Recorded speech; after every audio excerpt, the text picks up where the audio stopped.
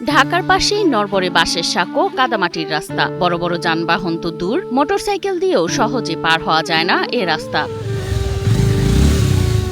দেখে প্রত্যন্ত গ্রামের চিত্র মনে হলেও এভাবেই প্রতিদিন কষ্ট করে রাস্তা পারাপার হয় এ এলাকার মানুষ। একটি নড়বড়ে বাঁশের সাঁকোই এখন ৩০ গ্রামের লক্ষাধিক মানুষের একমাত্র ভরসা। অসুবিধার মধ্যে আছি ভাই, আমরা একটা ব্রিজ হইলে ভাই খুব খুশি হইতাম ভাই। অনেক অসুবিধার মধ্যে আছি, আমরা চলাচল করতেই পারি না ভাই। ধামরাই ও মানিকগঞ্জের সিংগাইর উপজেলার মাঝখানে ধলেশ্বরী নদীর শাখা, কিন্তু একটি স্থায়ী সেতুর অভাবে প্রতিদিন জীবনের ঝুঁকি নিয়ে এ বাঁশের সাঁকো পার হচ্ছেন হাজারো মানুষ। আমাদের একটা ব্রিজের এখানে খুবই দরকার। ব্রিজটা ছাড়া আমাদের এই এলাকার মানুষ চলাচল খুবই কষ্টকর। স্কুল পড়ুয়া শিশু, চাকরিজীবী, কৃষক, এমনকি মুমূর্ষু রোগীকেও এ ঝুঁকিপূর্ণ পথ পাড়ি দিয়ে যেতে হয় হাসপাতালে। লোকজনের গাড়ি ঘোড়া আসতে পারে না, কোনো মাল সামান আনতে পারি না, বহুত কষ্ট লাগে। এই প্রত্যেকটা মাদ্রাসার ছাত্রছাত্রীরা এখান দিয়ে যাতায়াত করে, অনেক সমস্যা হয়।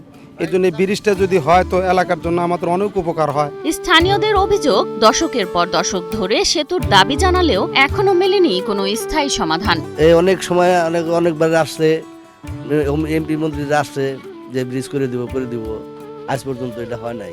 মানে আমাকে এই গ্রামটাও অবহেলিত গ্রাম। এই গ্রামের কোনো মানে ওই রকম গার্জেনও নাই মনে হয়, এর ধরুন আমাকে ওই ব্রিজটা হয় না। আমাদের উঠে দাঁড়াতে হবে।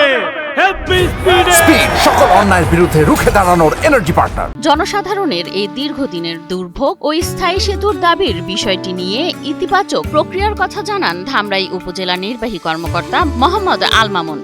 নদীর এপার ওপারে মানুষ চলাচলের জন্য বাঁশের মূলত সাঁকো ব্যবহার করা হচ্ছে। এটা যখন প্রথম দেখা যায় তখন উপজেলা পরিষদ থেকেই দিয়ে এটা ব্যবস্থা করা হয়েছিল, সেটা মাঝে মাঝে ভেঙে যায়। আমরা ইতিমধ্যেই এটার প্রস্তাব স্থানীয় সরকার অধিদপ্তরে পাঠিয়েছি। তারা ইতিমধ্যে সম্ভাব্যতা যাচাই করার জন্য একটা টিম এসেছে, ওটা থেকে গিয়েছে। আশা করি খুব শীঘ্রই এখানে একটা ব্রিজের ব্যবস্থা হয়ে যাবে এবং অনুমোদন হবে। রাজধানীর এত কাছে থেকেও ৩০ গ্রামের মানুষের প্রশ্ন একটাই, আর কতদিন এ নড়বড়ে বাঁশের সাঁকোই হবে তাদের ভাগ্যের সেতু?